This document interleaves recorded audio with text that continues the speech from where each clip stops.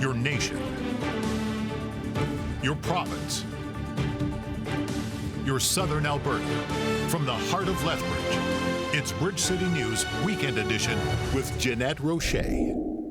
Hello, thanks for joining us for a look back at Alberta this week.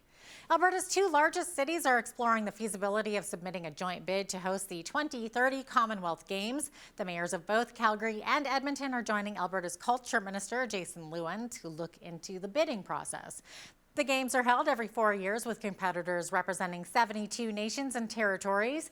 The potential cost for a joint Calgary-Edmonton bid has yet to be determined, but some groups say they're concerned about an Alberta bid to host the Games. The Alberta Institute says hosting such games has cost upwards of $1 billion in the past, and the benefits wouldn't be worth the cost or risk to taxpayers. The Canadian Taxpayer Federation is calling for a referendum to give taxpayers a say in a bid decision, citing affordability struggles driven by high inflation. The Alberta government says it's offering more support for those who have been impacted by the devastating earthquakes that hit both Turkey and Syria. Officials say they will match donations made by Albertans and provincial organizations to the Canadian Red Cross up to a total of $1 million. Funding will go towards humanitarian aid helping families to rebuild. The Alberta government says more than 600 affordable housing units will be coming, which will be targeting Albertans in need. Around $54 million will be allocated towards supporting 17 projects in 9 communities in the province. Much of the money will be going to initiatives in both Calgary and Edmonton, but there is also funding for our rural regions. Part of our strategy is to make sure that we're building out affordable housing, senior lodges in some of our more rural and remote communities as well, and to make sure that people can live in the community that they raised their families in, that they built their lives in. We think that's critical for our seniors and provide that dignity. So we are. I've been traveling the province, meeting with a number of different municipalities. There are a number of projects in our more rural and remote communities as well that we will be funding as we go forward.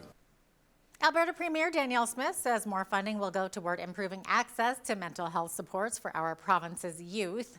Smith says if passed, Budget 2023 would invest $92 million over 3 years to provide mental health supports for our children. Smith says every young person in Alberta deserves access to supports, including treatment to help aid in addictions recovery. We are moving closer to this goal with the introduction of Budget 2023. This year's provincial budget includes record investments for the newly established Ministry of Mental Health and Addiction, more than $275 million in funding each year, which is an increase of almost 40% from last year and a 200% increase from what we inherited from the NDP before us. This record-breaking investment will be used to focus on key priorities, including helping children and youth improve their mental health, growing Indigenous partnerships, further increasing access to treatment and recovery supports. The Alberta government announced $4.4 million for a gang suppression and firearms investigation unit to help tackle gang and illegal gun violence in the province. It came a day after the government introduced legislation aimed at bulking up on its ongoing firearms feud with Ottawa. Alberta's Public Safety Minister, Mike Ellis, said the new legislation would give Alberta the tools it needs to deal with what it calls escalating attacks by the federal government on law-abiding Alberta gun owners. Government officials and Alert say the funding is vital in cracking down on crime. Gun violence goes hand in hand with organized crime and gang activity.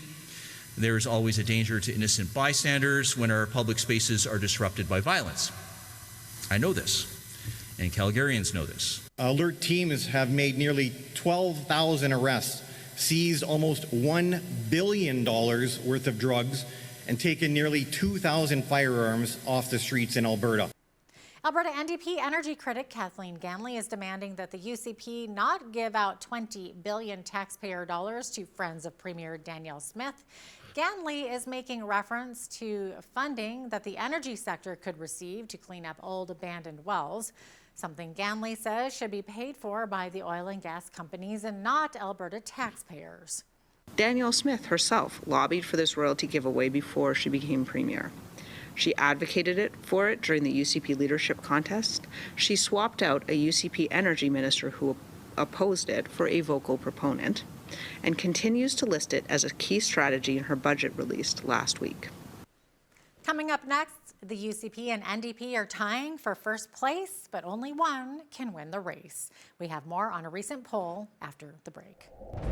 They're tied in Calgary. They're sort of neck and neck in Calgary across the whole province. NDP's up in Edmonton, and the UCP are very much up in rural Alberta.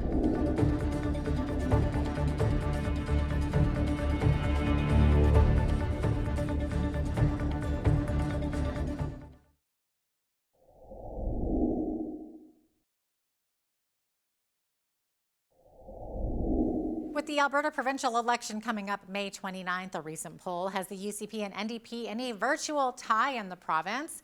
There is also a large percent of Albertans who are undecided.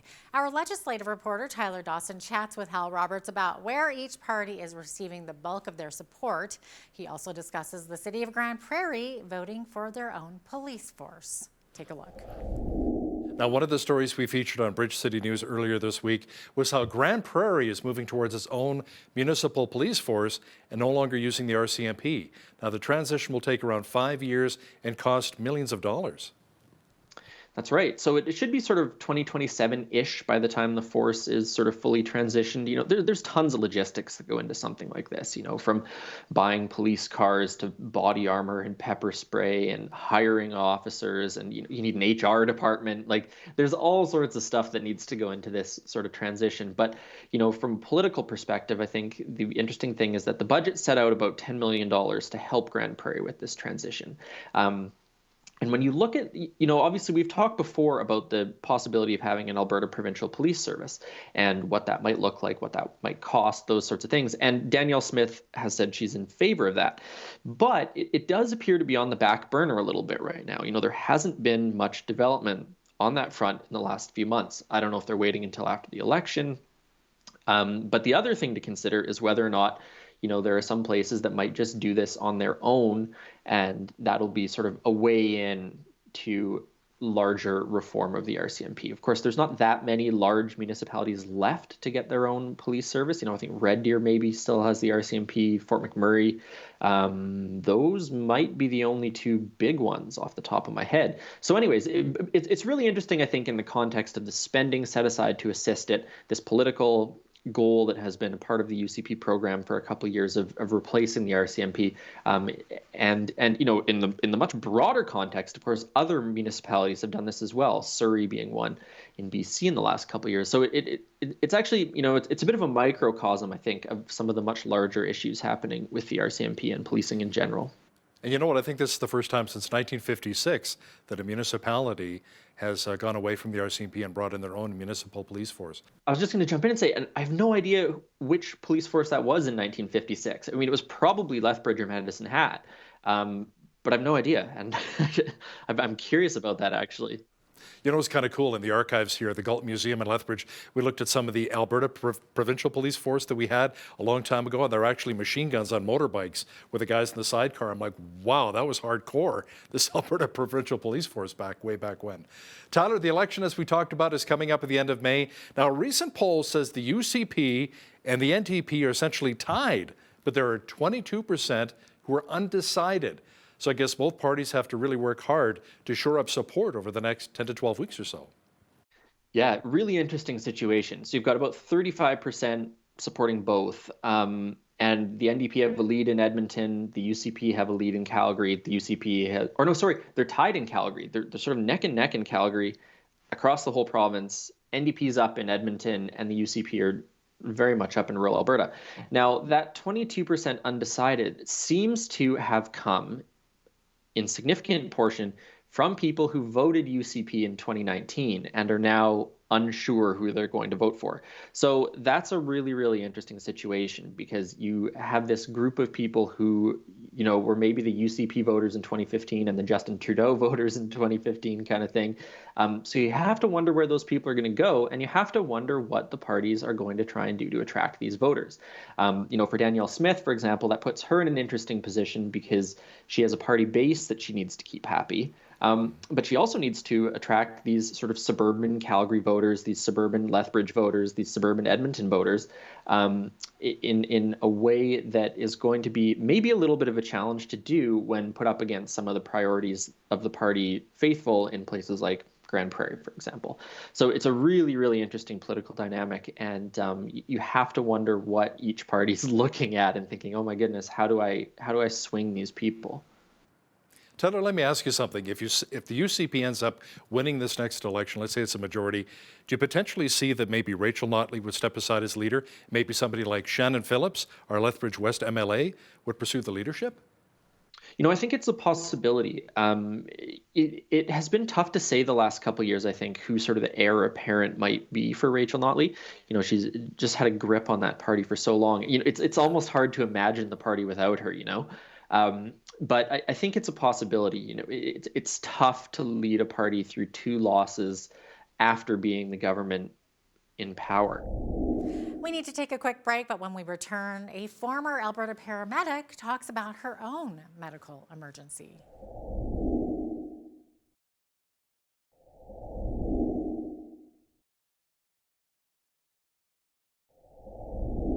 Welcome back. The subject of COVID-19 vaccine injuries has been a controversial one. Claims of vaccine injuries are often dismissed if there were pre-existing conditions prior to receiving a dose. Charissa Clam, a former healthcare worker and paramedic, says after receiving her second jab, she endured a long battle due to a confirmed vaccine injury. She now stresses the importance of doing your own independent research before allowing foreign substances into your body. She tells BCN's Naveen Day in this next interview she doesn't want others to go through what she has experienced.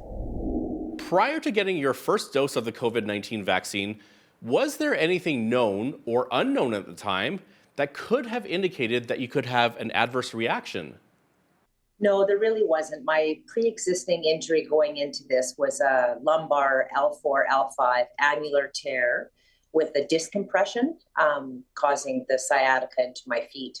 Nothing about blood work or anything health related at that time. I was in good condition deemed by my doctor going into the vaccine. Now, you say you received 2 doses of an mRNA COVID-19 vaccine, the first being Moderna, the second Pfizer. And then something happened after your second shot. Tell us what happened. Well, about 4 days later, actually immediately after, I started to not feel good, but I did just, hear from the nurses that it could take, 3 to 4 days or 2 to 3 days for the arm swelling to go down and for your symptoms to go away. And after that time, it didn't go away. I started getting really sick, and it was to the point I was even having trouble breathing. I was just very short of breath. So what I did do is I went to emergency at that time here at the Chinook Regional, and nothing was known at that time, that it was a vaccine injury. It was just a matter of them treating, my symptoms. I was having chest pain, shortness of breath, extreme fatigue, and that almost started immediately. That started the 14-month battle was just the beginning. So you said that you had to go to the Chinook Hospital for your symptoms. What was the initial response from the healthcare workers? Initially, they were interested to know about what was happening. And one even did make a comment about, when I had mentioned that it was a vaccine injury to one of the lab techs, and she had, looked at one of her coworkers and said, yeah, like another one. So when you say the workers were saying, oh, there's another one, what was the attitude that you sensed? Were they in a sense, kind of rolling their eyes, like, oh, there's another one, that this could possibly be a false or exaggerated claim, or was it different? No, definitely. And then, prompting to talk more about it. Very interested, if anything, I would say, the healthcare workers that I have, come in contact with, and the patient care I've gotten along the way has just been fantastic as well. So, no, definitely not in a rolling eye type of way. Definitely more piquing interest, and someone could get this sick. I'm not old. I mean, I am just in my early 40s, but I mean, for someone to get this sick so fast, I think at that time it was really unheard of, and people were more interested. And when you were in the hospital, this was a suspected COVID-19 vaccine injury. So tell us, at what point was this confirmed to be a legitimate vax injury? It was about 6 months into my 14-month diagnosis there, or not diagnosis, sorry, about 14 months into my health problems. And that's when the doctor started to suspect. Obviously, I had my suspicions as well, but we had to kind of get it down on paper to submit to VARS. It's the place where you submit your vaccine injuries. Any practitioner has to submit if he feels that, you know, their patient has been harmed in any way from a vaccine, has to submit it. And all the paperwork was done fairly on. And then when I did get my blood work to be normal again, finally after 14 months, that's when we checked on the paperwork and submitted it for a vaccine injury program. So I'm a candidate for that. So I don't know exactly what that entails. I'm going to be finding out more in the future about what it means, but I have been accepted by the program. A lot of us Albertans have been talking about the TV series The Last of Us, and why shouldn't we? Many of the scenes were shot right here in our province. Well, after the break, we discuss where and how one of those scenes was shot. Keep it right here. We didn't realize how big a show it was going to be. We often have commercials and movies and documentaries shot in Waterton, and we don't think too much of it. So I didn't realize how big this show was actually going to be.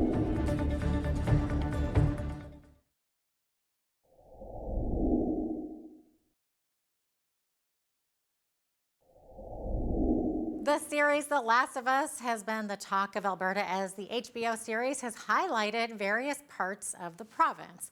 A recent episode was shot in the mountain town of Waterton, southwest of Lethbridge. I chatted with local hotel owner and Chamber of Commerce President Shamir Suleiman to find out more about the village and the plans for the tourist season. I gotta ask you about the huge HBO series, The Last of Us. So the most recent episode, I believe, was shot in Waterton, right there at the Bayshore Inn, which you own as well, right, Shamir? Yeah. So maybe. Yeah, it was really exciting. Yeah, talk about having this episode shot in your community and in your hotel. What was it like? You know, when they first approached us, we didn't realize how big a show it was going to be. We often have commercials and movies and documentaries shot in Waterton, and we don't think too much of it. So I didn't realize how big this show was actually going to be. It's huge, of course, and when they came in, they took over the entire hotel. It was really exciting to see that opening shot of Waterton in the winter, because I love Waterton in the winter. It's an amazing getaway. And to see the front of the Bayshore and how they took all the signs out, and of course, put their own spin on the front of the hotel, and they used other buildings in the park. It was just exciting to see our little slice of heaven on the big screen. So it was really quite exciting. And we've had phone calls all day, kind of in the hotel saying, "Oh, that was the Bayshore. We love it down there. We love Waterton," so on and so forth. So it's been really exciting for us. That's so neat. Okay, so you're saying that they changed the signage. Did they do that in CG, or did they actually come in and do stuff physically? No, they were there for about 3 days before. Wow. They actually put down fake snow, and then it snowed a foot and a half on top of poor guys. It snowed on top of that. Yeah, but they you took don't all have of to our do that signage there. off. You don't have to put down the fake snow, do you? But they took all the signage off. They put all their own signage up. They built all those sets. They built all that, everything you see inside. They built all that. So it was quite neat to see how the movies were made and how they were able to, what we see them shoot and what the final product was. How amazing it actually was. Yeah, that's really cool. You said that they approached you. How did they even hear about the Bayshore? Had they been there kind of location scouting already? Yeah, I think there's location scouts kind of all over Alberta, and they've shot so many other movies and TV shows that you may not know, and I may not know, because a lot of them are foreign films. So we've had 3 or 4 foreign films shot there. So location scouts know about us anyways, and if we kind of turn up, and there's nothing more perfect than an abandoned town in the middle of winter. Well, Waterton's the one. I think a lot of people don't know about Waterton Lakes National Park. It's one of the smallest national parks, isn't it? At least in Alberta, for sure. It is. And it's the first international peace park ever. So it's a big deal. And the one positive COVID was able to do for us is showcase Waterton to locals and to Albertans that had seen the picture, but never actually ventured down. And once they did, we kind of heard, wow, what an amazing area that we had seen pictures of, but never knew where it was, never heard of it, and didn't realize how amazing it was down here. The Waterton Guide is always an interesting read. What can you tell us about the theme for the guide this year?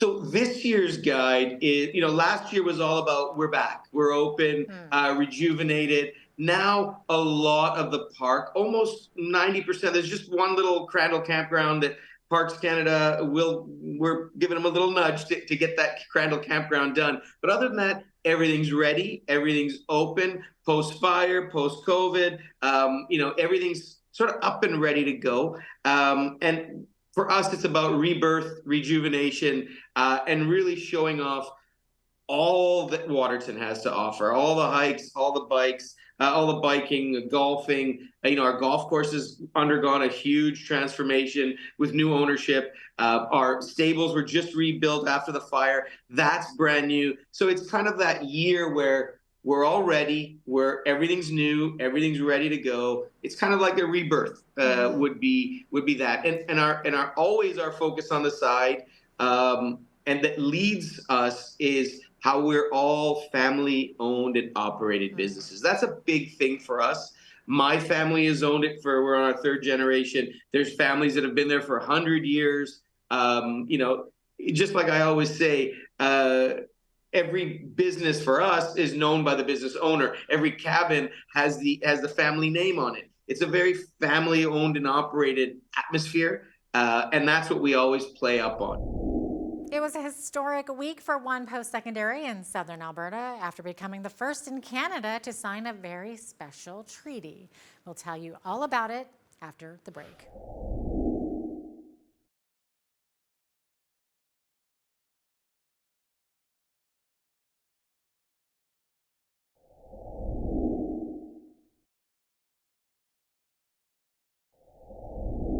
Welcome back. The University of Lethbridge became the first post-secondary institution in Canada to sign as a supporter of a very special treaty.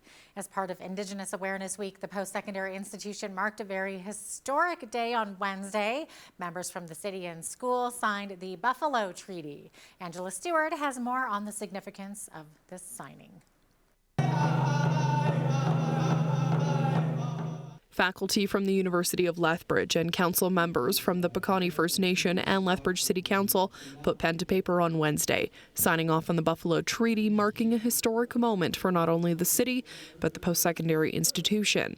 Faculties, departments, all come together, to service those students in the same way that the buffalo brings all these other animals and plants together. For generations, Indigenous people have had a spiritual and cultural relationship with the buffalo. And since the first signing of the treaty in 2014 in Montana by 8 First Nation groups from the United States and Canada, almost 50 others have signed on.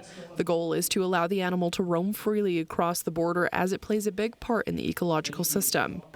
Culture, education, economics, health, and research. Hey, that's the role of nature. Little Bear says the University of Lethbridge played a big role in the original signing, making it a full circle moment. The drafting of the Buffalo Treaty happened right here at the University of Lethbridge.